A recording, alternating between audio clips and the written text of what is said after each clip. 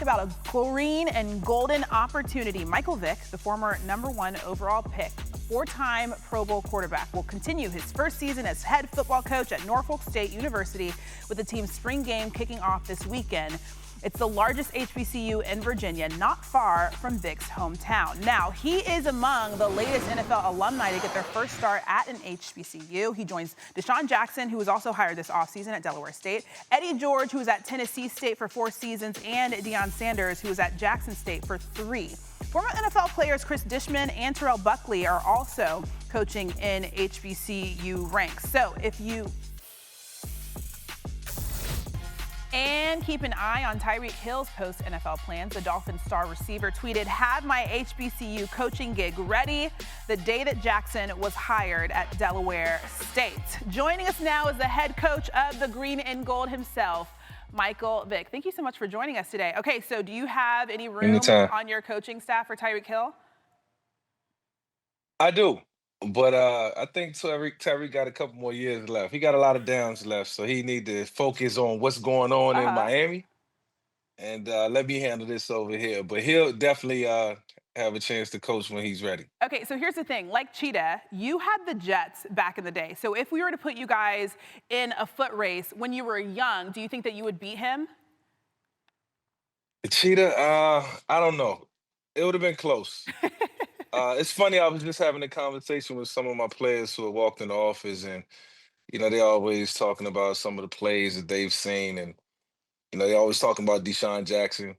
Uh-huh. Shout out to DeSean, and they was talking about Cheetah as well. And I'm like, between them two, I don't know who's faster, but those might be the two fastest dudes I ever seen on the football field. Okay, so you grew up in Newport News, just over 30 minutes from Norfolk State's campus. What is this full life circle moment and experience been for you so far?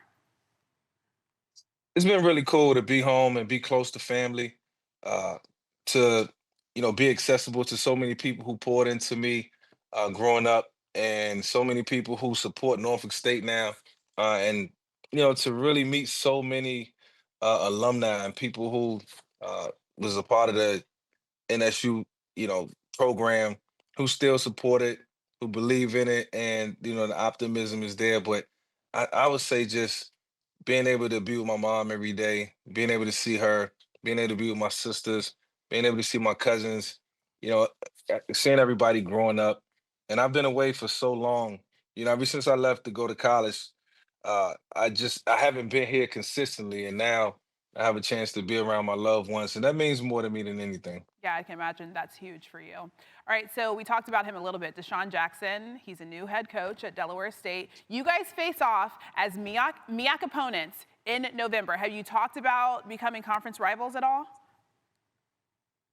Yeah, we talked about it a little bit, but it's almost like that conversation when we get on the phone we really don't want to have right now. It's really cool though to know that at some point we're gonna clash, Hmm. and it's gonna be Norfolk State versus Delaware State. Promise to keep it clean. That's all we say. And in the meantime, we just want to be able to help each other in whatever way we can. We know what we're getting into. We know the opportunities that we have in front of us, and we're not going to take it lightly. We're not going to take it for granted, and we're going to pour everything into it. And so that's kind of been our mindset. How can we help each other? Continue to excel. On and off the football field. So what have those conversations been like? Obviously, you've been in it a little bit longer than him. What have you told him to expect? Yeah, just the day-to-day process that you got to go through, from making sure that from the time you step into the building, everybody is prepared, and I'm talking about ill prepared. Everybody's excited. The energy's there. But even outside of that, it's so much responsibility as a head coach. So many things that you have to tackle that you don't pay attention to. That you can kind of get pulled in a lot of different directions, and you kind of got to police it. And I'm glad that I have people around me to help me deal with all the responsibilities. But like I tell the players, I got to be accountable. I got to be responsible. I got to do all the things that I got to do in my time to show them that I'm trying to be the best version of a head coach that I can be, and being the best leader that I can be. And I just want them to look at me, and I want them to try to duplicate all the things that I do in a different light. We're 1 week away from the NFL draft. Cam Ward, he's the expected top pick. You know exactly what comes with that honor. So what wisdom can you offer about handling that pressure? Yeah, I think being the number one pick, when you first arrive into that city, you're gonna feel the energy. You instantly gonna know why you the first pick. You're gonna look at the roster and say, uh, is we gotta improve, we gotta get better. You're gonna feel the responsibility and the onus of, having to be the face of the franchise and turn the program, the franchise around. And I think Cam Ward, as you look at a guy like himself, who the road traveled, I think has put him in this position, and I think he's ready for it. I think he's ready. Uh, it's a lot of responsibility, but at the same time, when the maturity level matches, uh, that allows you to be that number one pick. And so, since Cam is going to be the first pick overall to Tennessee, he got to understand that it's a lot of work that's going to have to be put in, and this is just the beginning, and he should be excited. All these guys, 1 through 32 in the first round should be excited, and just every guy that has an opportunity to be selected in this draft is life changing. I'm pretty sure it's something they dreamt of, and now when you get in that position, you take full advantage of it, and it's no days off. It's time for rest, but it's no days off. Like I tell my team. Yeah. Can't wait to see what he does at the next level. That's my quarterback, by the way. I am a Miami Hurricane. All right, so Shedeur No Sanders, doubt. he's the second quarterback expected off of the board. He says that he models his game after you. So what about his play reminds you of yourself? Well, Shador does a lot of things that I wish I could have done, especially throwing the football. His accuracy, his touch, his ability to find the open man is uncanny. His confidence is there, his leadership is there, and Shador just has a way of going about it, other than different than other people. Some of us have quiet confidence, some of us have loud confidence, and regardless of what is confidence, and you know, we've had some conversations in the last couple weeks, and obviously everybody, feels that they should be positioned and you know, might not like where they might be drafted, but at the end of the day, we find the positives in it.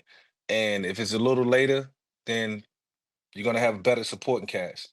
And so, that was my advice to Shador. If he goes to the Saints, then it should be some pieces around him. It should be some weapons around him. Wherever he goes, if he goes to Pittsburgh. But the one thing that can't happen, uh, don't push the door in the situation where he's gonna be on edge and he's gonna have a chip on his shoulder, because that chip is gonna be a big chip, We know how and that goes. great things are gonna happen Yeah. for sure. Yeah. All right. I want to talk a Yep. little bit more about Shedeur. He calls you one of his mentors. You guys had a very special moment during Super Bowl week. I want people to take a listen really fast. Listen.